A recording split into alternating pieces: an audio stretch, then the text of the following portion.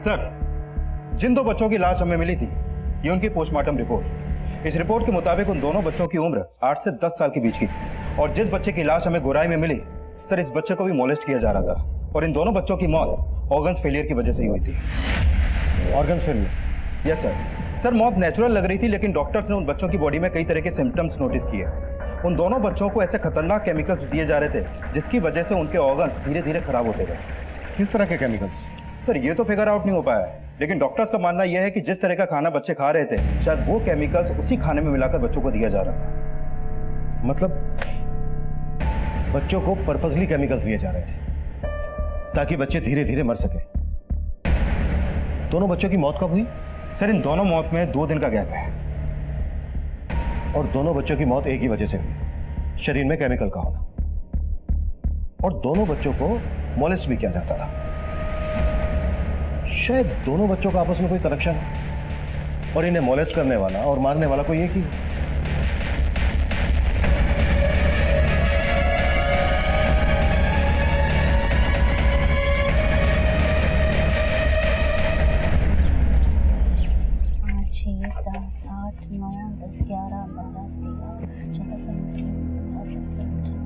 कितने हुए माँ? माँ कितने हुए? भुला दिया ना मंजू, कितना बोलती है। अब चुप, फिर से गिनने पड़ेंगे मुझे। 1 2 3 4 5 6। अब मुंह पे उंगली रखकर बैठी रहेगी। पूछ अब क्या पूछना है। अच्छा माँ, तो इन पैसों की 2 हिस्से क्यों करती है? एक खर्चे के लिए और एक तेरे लिए। मेरे लिए? हाँ तो तू बड़ी होगी तो तेरी शादी करनी पड़ेगी ना। मेरी शादी कब? मंजू तू कितना बोलती है, पहले बड़ी तो हो जा। अच्छा सुन, राशन वाले के यहाँ से जाकर दाल चावल ले, बाकी बातें खाना बनाते बनाते करेंगे। ये ले पकड़।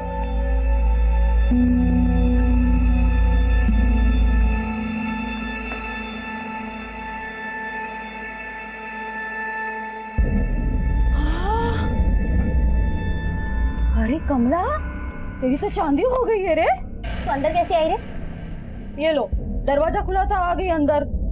अरे सुन ना, मेरे को 100 रुपए उधार दे देना। चल निकल यहाँ से, पहले 500 रुपए वापस दे और फिर उधार मांगना, समझी ना? तू तो आजकल बहुत घमंडी हो रही है रे। ए, चल अपना काम कर, समझी? चल निकल यहाँ से, पैसे उधार चाहिए। चल निकल।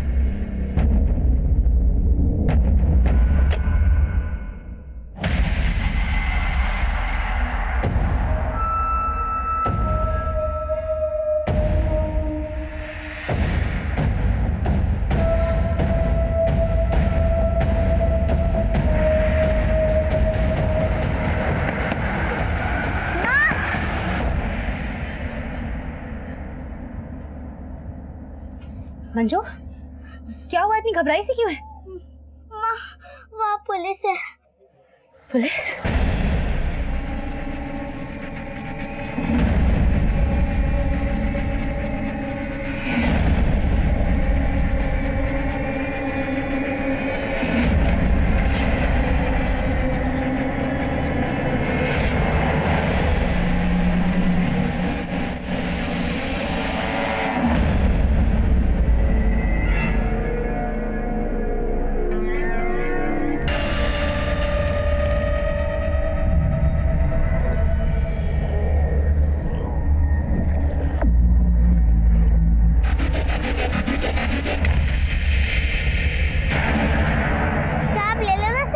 अच्छा फूल है, ले लो। 10 का एक, 10 का एक, ले लो ना साहब। अरे मंजू बेटा, आओ आओ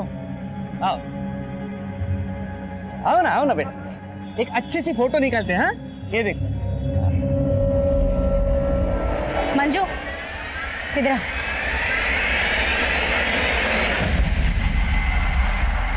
सर, मैंने उन बच्चों के फोटोज मुंबई के हर अखबार और सोशल मीडिया पे सर्कुलेट करवा दिए हैं, लेकिन अभी तक ऐसा कोई भी सामने नहीं आया जो इन बच्चों की पहचान कर सके। लेकिन सर, गोरेगांव पुलिस से भी एक इन्फॉर्मेशन मिली है। गोरेगांव पुलिस को भी उनके एरिया में एक 8 से 10 साल के बच्चे की लाश मिली।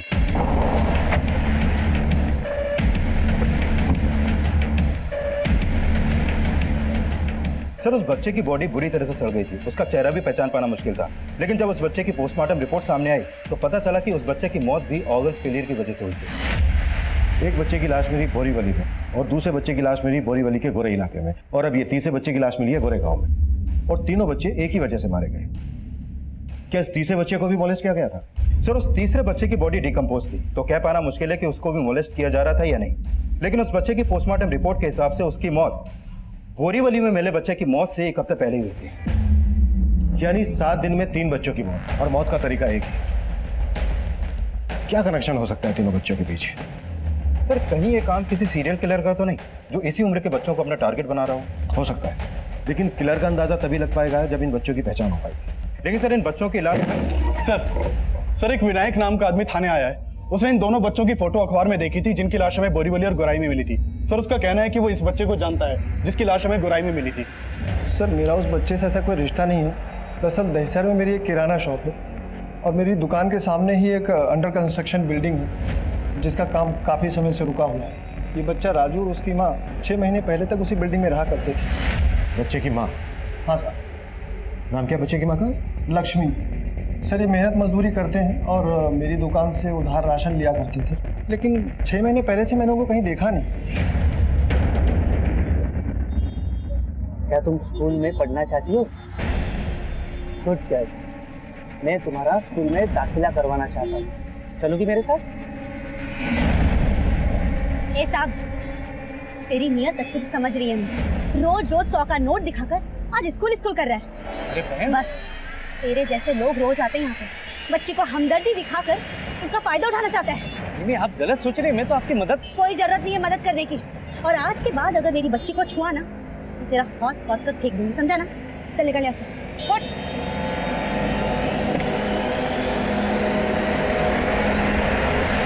तेरे को मालूम भी है कि ये लोग बच्चों के साथ क्या करते हैं?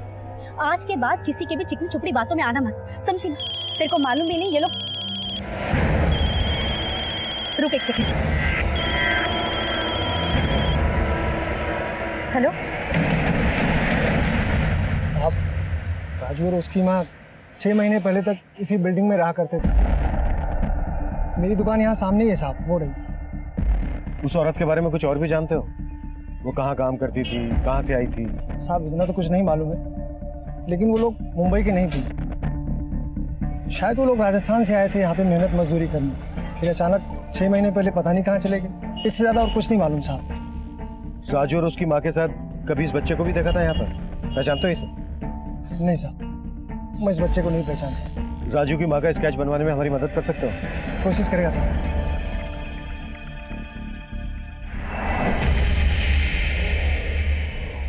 वो कह रही है तेरे को मंजू को साथ बनाने को बोला था ना?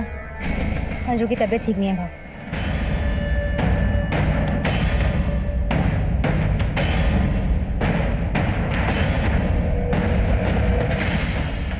माँ आज से बहुत ही सारा पैसा जमा हो गया ना, हम लोग उसके सामने वाली सिग्नल पे जाएंगे ना तो। क्या हुआ माँ? कुछ नहीं, जल्दी चल। हाँ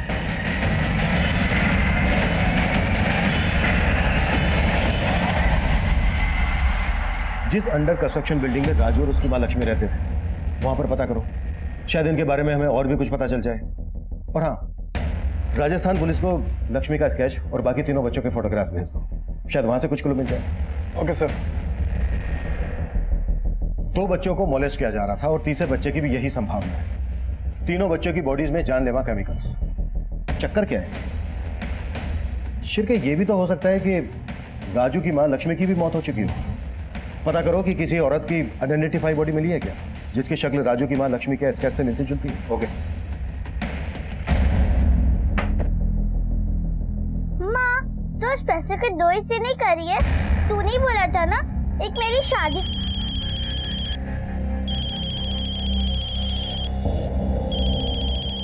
मंजू तू पोटली बांध में आती।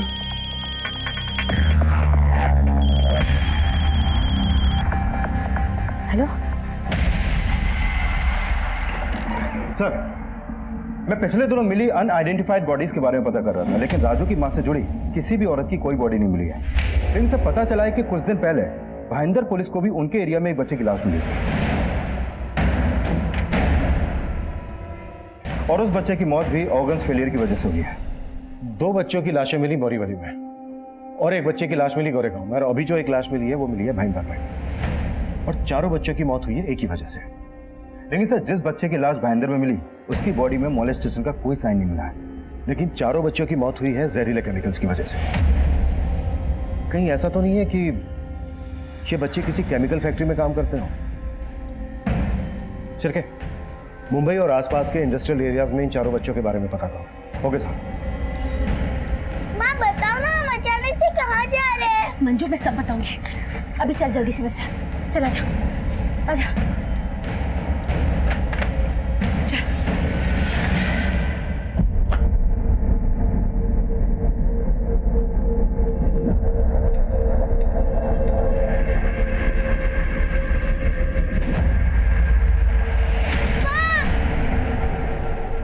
सर, मैंने मुंबई के सभी थानों में चेक किया तो पता चला कि जिस दौरान उन चारों बच्चों की मौत हुई थी, उसी दौरान एक 8 से 10 साल के बच्चे की लाश ट्रॉम्बे पुलिस को भी उनके एरिया में मिली थी। और उस बच्चे की मौत भी ऑर्गन फेलियर की वजह से हुई। लेकिन सर,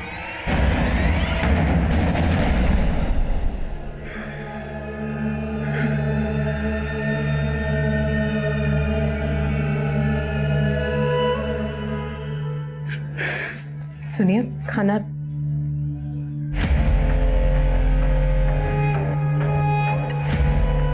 मुझे पता है सिर्फ आपकी गलती नहीं है, मेरी भी गलती। मैंने उसे लाड प्यार करके इतना सिर पे चढ़ा के रखा था, लेकिन आप कुछ भी करिए, उसे ढूंढ लीजिए। हम दोनों मिलके उसे समझाएंगे। आखिर वो बेटा है हमारा। पांचों बच्चों की बॉडीज मुंबई के अलग अलग जगहों पर हैं। Cause of death, same। लेकिन मोलेस्ट सिर्फ 2 बच्चों को गया। हो सकता है मोलेस्टेशन का कनेक्शन किसी अलग आदमी से हो, लेकिन मर्डर करने का तरीका एक, मतलब मारने वाला कोई एक ही है। सर, राजू के अलावा अभी तक किसी भी बच्चे की पहचान नहीं हो पाई है। लेकिन राजू की मां लक्ष्मी इस समय कहां गायब है, इसका कोई भी लीड हमारे पास नहीं है। सर, पॉसिबल है कि ये सारे बच्चे बाल मजदूरी के विक्टिम हो, लेकिन फिलहाल अभी तक ऐसी किसी भी केमिकल फैक्ट्री के बारे में इंफॉर्मेशन नहीं मिली है जहां पर बाल मजदूरी करवाई जाती हो। इंफॉर्मेशन ऐसे नहीं मिलेगी, निकालनी पड़ेगी। अपने खबरियों को काम पर लगा दो। उनसे बोलो कि मुंबई के सभी इंडस्ट्रियल एरियाज में अच्छे से फील्डिंग लगाएं। पांचों बच्चों की बॉडी पोस्टमार्टम का ही एक हिस्सा होता है, जिसमें डॉक्टर बॉडी के इंटरनल ऑर्गन्स को क्लोजली एग्जामाइन करते हैं। विसरा टेस्ट से हम उस केमिकल के बारे में पता करना चाहते थे जिसके कंजप्शन से उन पांचों बच्चों की मौत हुई थी। देखते ही देखते ये केस अखबारों और इलेक्ट्रॉनिक मीडिया पर छा गया। डीसीपी सर के ऑर्डर से उन सभी पांचों बच्चों का केस मुझे सौंप दिया गया। हमने बाल मजदूरी से लेकर सीरियल किलर होने की सभी पॉसिबिलिटीज पर काम करना शुरू कर दिया। हम कई हिस्ट्री शीटर्स को राउंड अप कर रहे थे, लेकिन किसी ठोस नतीजे पर नहीं पहुंच पा रहे थे। उन पांचों बच्चों में से जिस राजू नाम के बच्चे की पहचान हमारे सामने आई, उसकी मां का पता लगाना भी नामुमकिन नजर आ रहा था। और तभी हमारे सामने एक और मर्डर केस आया।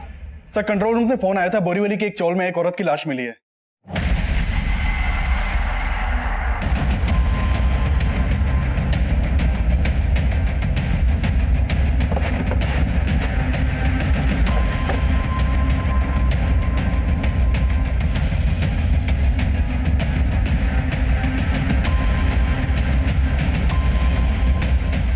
साहब, अंदर जो है ना वो कमला है। वो अपनी बेटी मंजू के साथ यहाँ रहती थी। जब मैं सुबह आई तो देखा दरवाजा खुला था और उसके अंदर लाश। और कमला की बेटी? मैं आई थी तो वो वहाँ नहीं थी।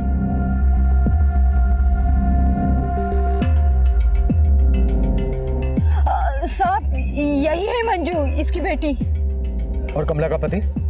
उसका पति नहीं है साहब। कमला ने मेरे को बताया था कि काफी समय पहले उसकी मौत हो गई थी। कमला के किसी रिश्तेदार को जानती हो? नहीं साहब, लेकिन वो राजस्थान की थी। राजस्थान? राजस्थान में कहाँ की?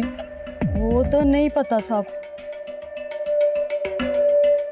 कमला का कभी झगड़ा हुआ था किसी के साथ? नहीं साहब, वो बहुत अच्छी थी। उसका कभी किसी के। याद आया साहब, एक आदमी है, उसका उसके साथ झगड़ा हुआ था सिग्नल पे। ए साहब, तेरी नियत अच्छे से समझ रही है मैं, और आज के बाद अगर मेरी बच्ची को छुआ ना तो तेरा हाथ काट कर फेंक दूंगी, समझा ना? हाँ, पर वो आदमी कौन था जिसके साथ कमला का झगड़ा हुआ था? इतना तो नहीं पता साहब, लेकिन वो इंसान अक्सर वहाँ आता जाता रहता है और गरीब बच्चों को ना वो खाना वाना बांटता रहता है। साहब वो आदमी कुछ ज्यादा ही मेहरबान था मंजू पर, उसे सारे फूल खरीद लेता था और कमला को ये लगता था कि उसकी बुरी नजर है मंजू पर। कमला के पास कोई मोबाइल फोन था? हाँ साहब। घर में कमला और उसकी बेटी मंजू रहते थे। माँ का मर्डर और बेटी मंजू गायब। जरूर किसी ने कमला का मर्डर करके मंजू को अगवा किया हो। बच्ची की फोटो पेट्रोलिंग टीम को भेज दो और बॉडी पोस्टमार्टम के लिए। जिस सिग्नल पर कमला और उसकी बेटी मंजू फूल बेचा करते थे वहां भी पता करो कि उस सिग्नल पर कमला का किस आदमी के साथ झगड़ा हुआ था। कमला के कॉल रिकॉर्ड्स में लिखवा, हो सकता है उससे उसके किसी रिश्तेदार का पता चल जाए। हमें कैसे भी करके उसकी बच्ची को बचाना होगा।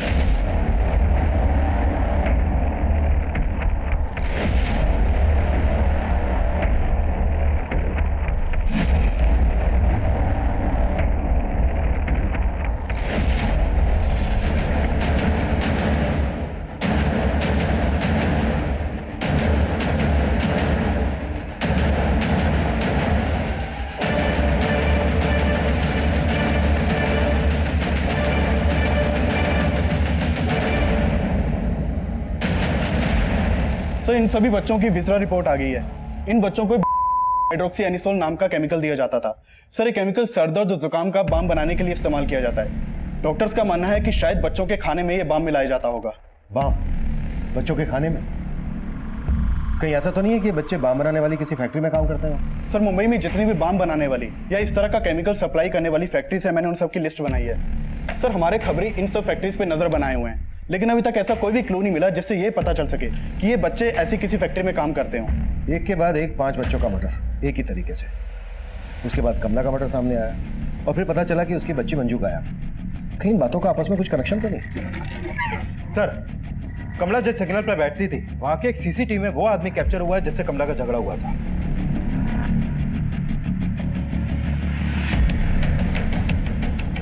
किशोरी बता रही थी कि ये गरीब बच्चों को सिग्नल पर खाना बांटा करता था और कमला को लगता था कि इस आदमी की उसकी बेटी मंजू पर गलत नजर है। 5 बच्चों में से 2 बच्चों को मोलेस्ट किया जा रहा था और सभी बच्चों की बॉडी में केमिकल्स मिले। शिरके कहीं ऐसा तो नहीं है कि बच्चों को केमिकल्स मिलाकर खाना बांटता था? ये देखो, इसकी गाड़ी का नंबर विजिबल है, साफ साफ दिख रहा है। गाड़ी के रजिस्ट्रेशन से इसका एड्रेस पता करो, कहाँ रहता है ये।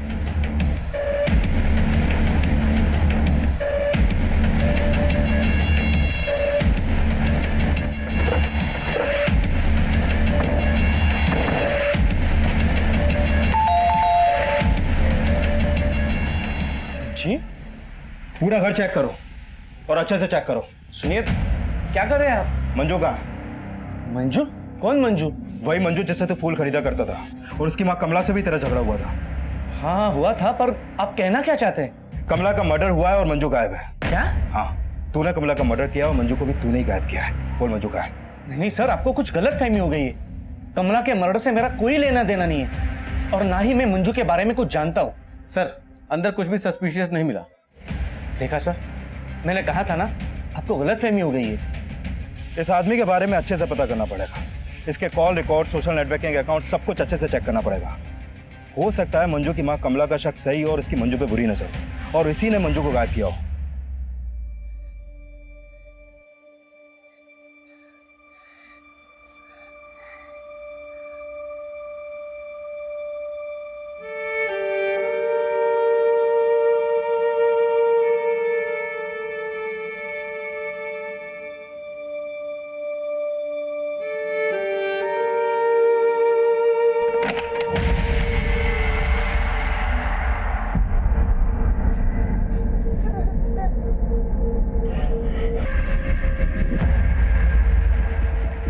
कमला जिस सिग्नल पर फूल बेचा करती थी वहाँ राजू, उसकी माँ और बाकी 4 बच्चों के बारे में तो कोई इन्फॉर्मेशन नहीं मिली है, लेकिन ये पता चला है कि उसी सिग्नल पर वकार जिन बच्चों को खाना बांटा करता था वहाँ से वो बच्चे अचानक से गायब हो गए। और जब मैंने वकार का सोशल नेटवर्किंग अकाउंट चेक किया तो पता चला कि वकार ने उन सभी बच्चों के साथ अपने अकाउंट पर कुछ फोटोज अपलोड किए हैं।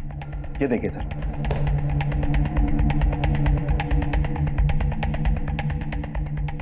ये भी तो हो सकता है कि वकार इन फोटोग्राफ और पोस्ट से ये साबित करना चाहता हो कि वो बच्चों के भले के लिए चैरिटी करता है, जबकि सच्चाई इसकी कुछ और ही हो। नहीं सर, वकार के कॉल रिकॉर्ड में तो ऐसा कुछ भी सस्पिशियस नहीं मिला है। एक काम करो, इसकी हर एक्टिविटी पे नजर रखो। हो सकता है ये उन 5 बच्चों को भी जानता हो जिनकी लाशें हमें मिली, और ये भी जानता हो कि मंजू इस वक्त गायब कहाँ है।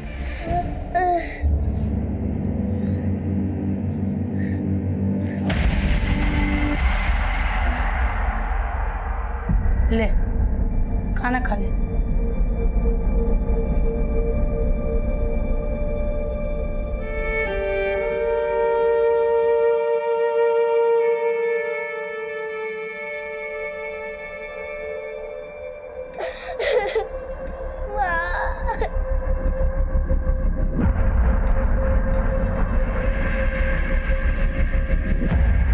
वकार हमारे शक के दायरे में था, लेकिन कमला से जुड़े राज हमें अब और भी ज्यादा उलझाने वाले थे। ये देखिए सर, ये उस सिग्नल का सीसीटीवी फुटेज है जहां पर कमला बैठती थी, और मैंने इस सिग्नल का पिछले कई दिनों का फुटेज चेक किया है।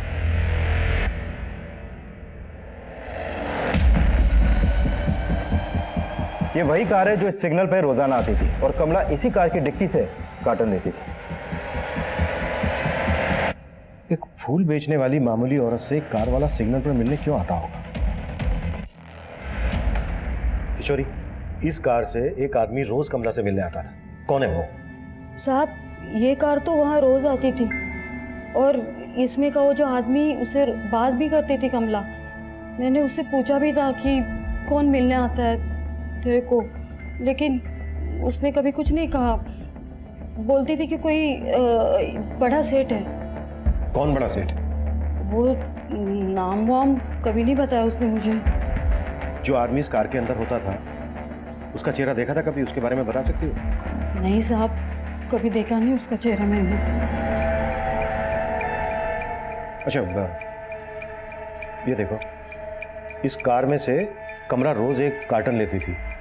क्या होता था इसके अंदर? नहीं साहब, कभी इसके बारे में उसने नहीं बोला मेरे को। ठीक है, तुम जा सकती हो। शिरके,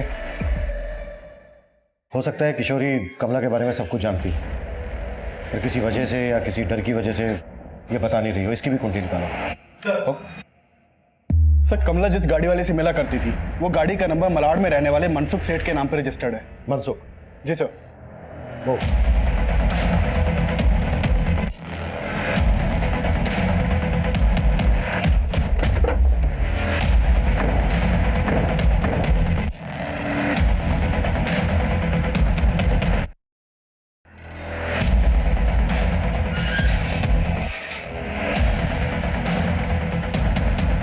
कमला? कौन कमला सर? ये है कमला। पहचाना? सर, मैं ऐसी किसी औरत को नहीं जानता, और आप ये सब मुझे क्यों पूछ रहे हैं सर? मनसुख, ज्यादा चालाक बनने की कोशिश मत कर। तुम्हारी गाड़ी सिग्नल के सीसीटीवी में कैप्चर हुई है। इस औरत का मर्डर हो चुका है। कुछ भी हमसे छिपाने की कोशिश मत करना। सर, मानता हूँ कि वो गाड़ी मेरी है, लेकिन मैं उसे यूज नहीं करता सर। हो सकता है कि मेरा ड्राइवर उस औरत को जानता हो सर। कौन ड्राइवर? सर, विक्रांत। वही ये कार चलाता था, लेकिन पिछले 3 दिन से छुट्टी पे है सर, और उसका फोन भी नहीं लग रहा है। रहता कहाँ है विक्रांत? सर, मालूनी में कहीं रहता है, लेकिन उसका एड्रेस नहीं पता है मुझे। नंबर दो विक्रांत को।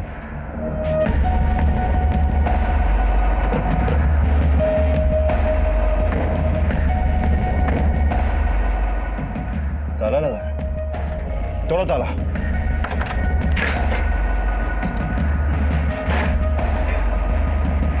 पूरा रूम चेक करो अच्छे से।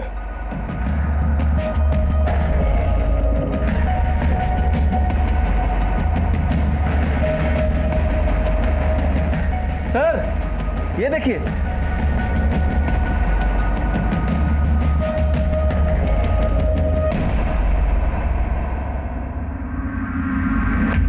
सर, ये उसी तरह के केमिकल्स हैं जो उन 5 बच्चों की बॉडी में पाए गए थे। ये सभी केमिकल्स के पैकेट विक्रांत की चोल से मिले सर, और ये विक्रांत की तस्वीर भी वहीं से मिली है। मनसुख की कार रोज उस सिग्नल पर जाती थी, और मनसुख का कहना है कि उसे इस बारे में कुछ नहीं पता। शायद उसका एक ड्राइवर विक्रांत कार लेकर जाता होगा, और कमला इस कार से रोज एक कार्टन लेती थी। सर, हो सकता है कि उन्हीं कार्टन्स में इस तरह के केमिकल्स हों, क्योंकि ये तो साफ है कि विक्रांत का कमला से कनेक्शन था। उन दोनों के बीच में काफी फोन कॉल्स होते थे। सर, सर कमला की पोस्टमार्टम रिपोर्ट के मुताबिक कमला का मर्डर स्टैबिंग से हुआ था। सर डॉक्टर्स ने कमला के बारे में एक चौंकाने वाली बात बताई है। सर मंजू कमला की बेटी नहीं हो सकती, क्योंकि कमला की मेडिकल रिपोर्ट से यह साफ है कि कमला ने कभी कंसीव ही नहीं किया। तो सर कमला मंजू तो क्या किसी भी बच्चे की मां नहीं हो सकती। क्या किशोरी तो कह रही थी कि मंजू कमला की बेटी है। मंजू अगर कमला की बेटी नहीं थी तो मंजू का कमला से रिश्ता क्या होगा? क्या ये जवाब कमला की हत्या और मंजू के गायब होने से जुड़ा था? सवाल पेचीदा थे और अब हमें एक ऐसी इंफॉर्मेशन मिलने वाली थी जो इस केस से जुड़े हर इंसान का आपस में कनेक्शन होने की संभावना पुख्ता कर रही थी। सर मैंने विक्रांत के सेठ मनसुख और उसकी फैमिली के बारे में पता किया। मनसुख और उसकी फैमिली भी राजस्थान के रहने वाले हैं। मनसुख राजस्थान का, कमला राजस्थान की और राजू की मां लक्ष्मी भी राजस्थान की। हो सकता है मनसुख का कमला के साथ कोई कनेक्शन हो और विक्रांत को गायब करने के पीछे मनसुख की कोई चाल हो। शिरके, मनसुख के कॉल रिकॉर्ड्स, इसकी हर एक एक्टिविटीज पर नजर रखो। Okay sir. सर मैंने विक्रांत के कॉल रिकॉर्ड चेक किए। विक्रांत का फोन कमला की हत्या वाली रात से बंद है और सर एक किशोरी भी विक्रांत के साथ फोन पे टच में थी।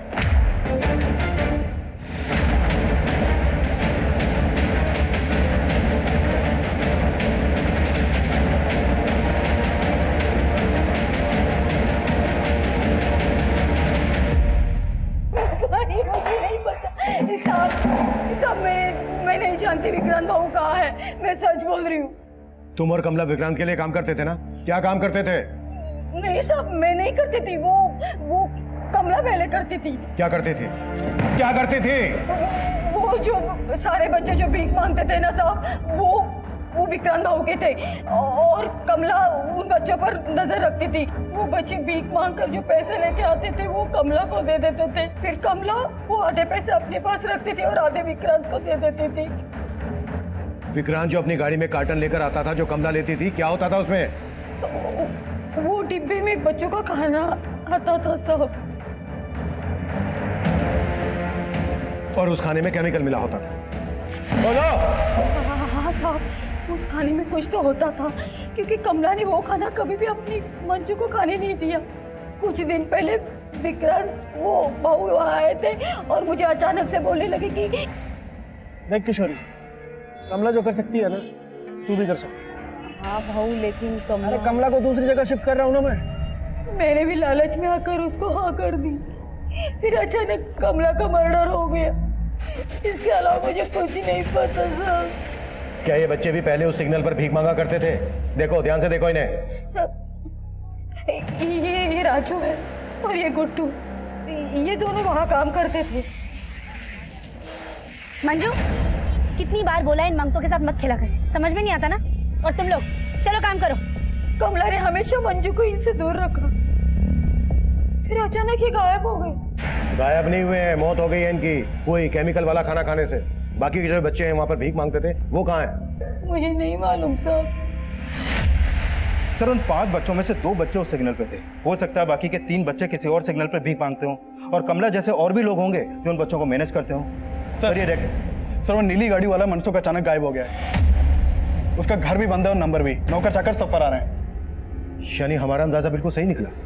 मनसुख इस रैकेट को चला रहा था और विक्रांत जैसे उसके कई और भी साथी हैं। मुंबई के जिस सिग्नल पर बच्चे भीख मांगते हैं उन सबका पता करो और देखो उन्हें मैनेज कौन करता है। ऐसे सभी बच्चों का मेडिकल करवाओ और जिन 5 बच्चों की लाशें हमें मिली थी उन सभी के फोटो एनसीआरबी के मिसिंग पोर्टल पर डलवाओ। शायद वहां से कोई क्लू मिल सके। सर लेकिन सर एक बात मेरे समझ में नहीं आ रही। किशोरी ने बोला कि राजू उस सिग्नल पर रहता था और वहीं पर भीख मांगता था जहां पर कमला फूल बेचती थी। लेकिन विनायक ने बताया था कि राजू अपनी मां लक्ष्मी के साथ दहीसर में कहीं रह रहा था। सर इसका मतलब विनायक या किशोरी, इन दोनों में से कोई ना कोई तो झूठ बोल रहा है। मंजू कमला की बेटी नहीं थी और हो सकता है राजू भी लक्ष्मी का बेटा ना हो। चल के विनायक को फिर से थाने बुलाओ। Okay sir.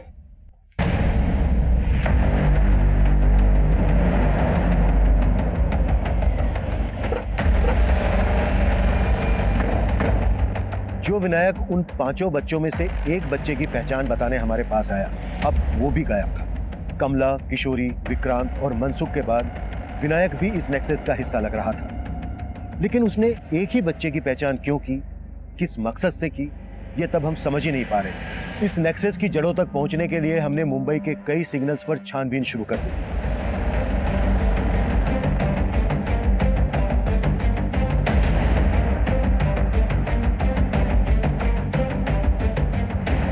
जहां हमारा सामना कमला और किशोरी जैसे कई लोगों से हुआ, लेकिन इस नेक्सस के किंग पिन गायब थे। मेडिकल टेस्ट करवा रहे थे और एनसीआरबी की मिसिंग रिपोर्ट में हमें ऐसे कई बच्चों का डेटा मिला जो काफी लंबे समय से गायब थे।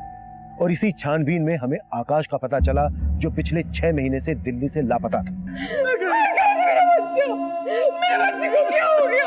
मेरा बच्चा।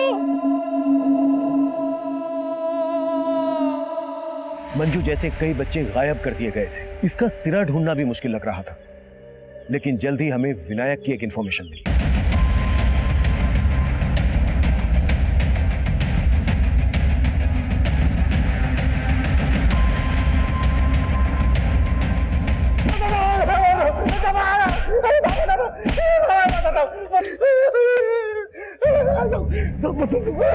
हो जा शुरू।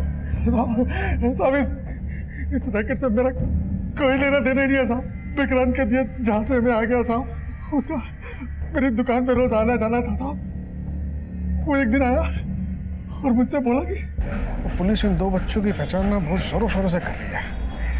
देख मैं चाहता हूँ उनमें से एक की पहचान तो खुद पुलिस स्टेशन जाके कर।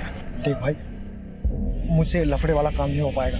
तेरा ही फोन आया था ना, पैसे चाहिए कुछ 50,000 रुपये देता मैं तुझे इसके 50,000। लेकिन मैं फंसूंगा तो नहीं? मैं क्यों डर रहा है? मैं हूं ना।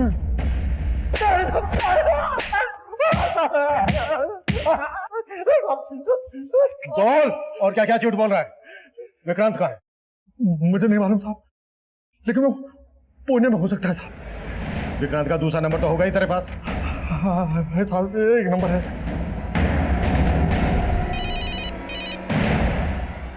हेलो, क्या विनायक भी?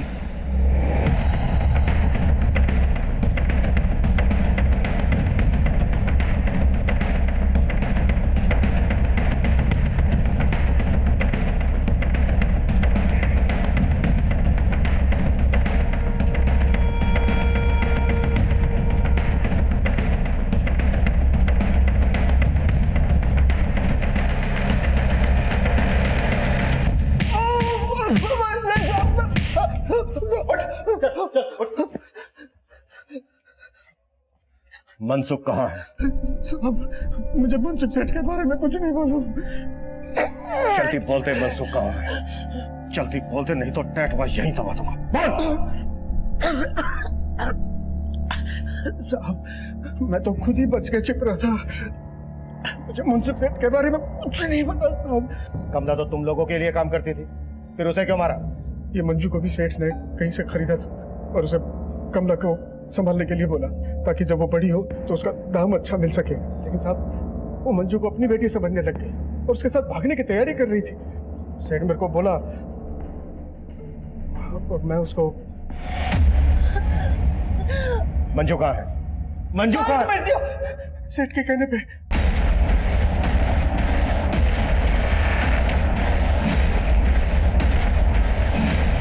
किसको बेचा? किसको बेचा?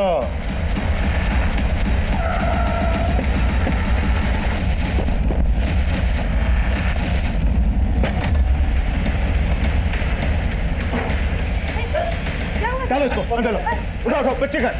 बच्ची का है? मैंने कुछ नहीं किया सर, मैंने कुछ नहीं किया सर। चिरके इधर देखो।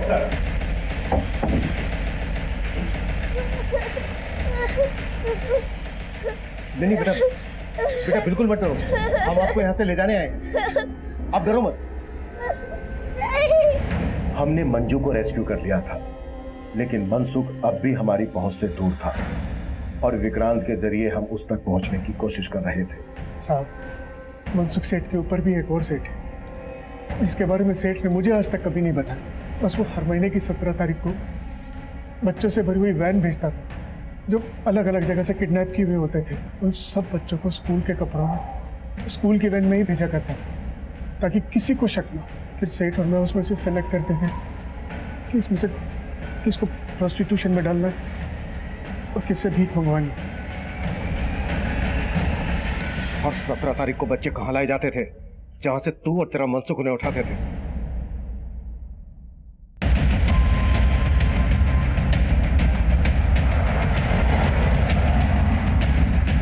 बाहर निकालो इसको। तुम उधर जाओ टंकी के पीछे।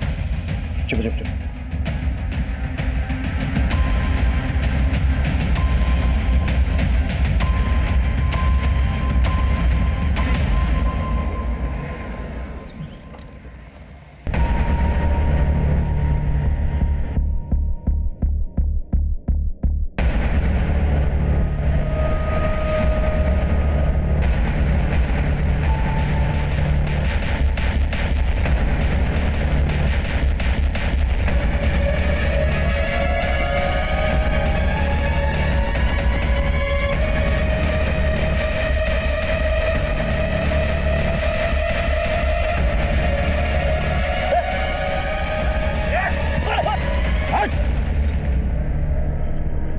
गाड़ी में। बेटा बेटा आप लोग डरना नहीं, हम पुलिस अंकल हैं।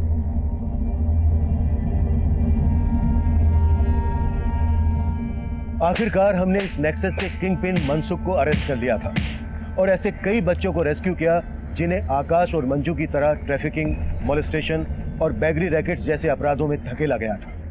हर अपराध होने से पहले अपनी दस्तक जरूर देता है। अगर हम सतर्क हैं तो समय रहते ऐसे अपराध से बचा जा सकता है। अब मैं सीनियर इंस्पेक्टर अभिमन्यु जिंदल आपसे विदा लेता हूं। आपसे फिर मुलाकात होगी एक नए केस के साथ। देखते रहिए क्राइम पेट्रोल दस्तक। मकसद बताना नहीं, बचाना है।